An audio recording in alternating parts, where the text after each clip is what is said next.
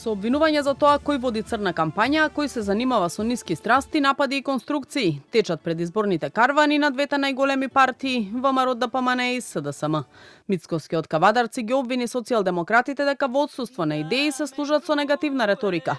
Филипче пак возвраќа дека ВМРО ДПМН се тие кои водат црна кампања, бидејќи не исполниле ниту едно ветување дадено пред граѓаните. Вториот ден од кампањата на телевизија пуштија негативни спотови, најголемиот дел сечени, извадени од контекст реченици, само да направат некакво сметање во дискурсот и само да излажат со намера да го скријат тоа што од Марс се гледа.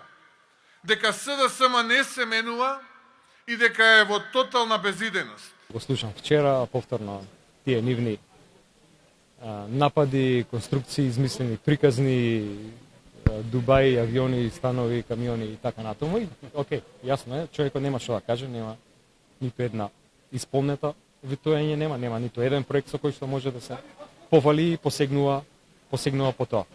Ние не водиме црна кампања, ние кажуваме црната вистина во државата, која што дое како резултат на неговите политики. И на четвртиот ден од кампањата не изостанаа препукувањата меѓу партиските лидери за состојбата во правосудството.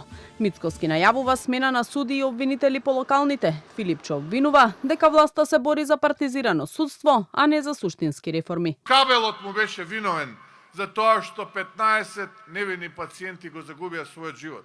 Но јас нема да зборувам за тоа. Оставам овие малкумина нивни лакеи во обвинителството и судството да зборуваат за тоа. А ако тие молчат, после овие локални избори ќе бидат сменети со луѓе кои што ќе бидат вистински борци за правдата. Се заканува дека после изборите ќе менувал суди и обвинители и ќе апсал луѓе од опозицијата. И добро е што конечно ја кажа вистината. Тоа што ние година и пол го зборуваме. Дека не сака да прави реформи. Не сака да писне за реформите. Мицкоски не се заканува и никој не ти се плаши. Упатени беа и пораки за национално обединување за откочување на патот кон Унијата. Филипче го повика Мицкоски да ја тргне суетата на страна и да ја прифати предложената резолуција. Мицкоски пак порача дека во црвените линии на СДСМ гледа ново предавство на националните интереси.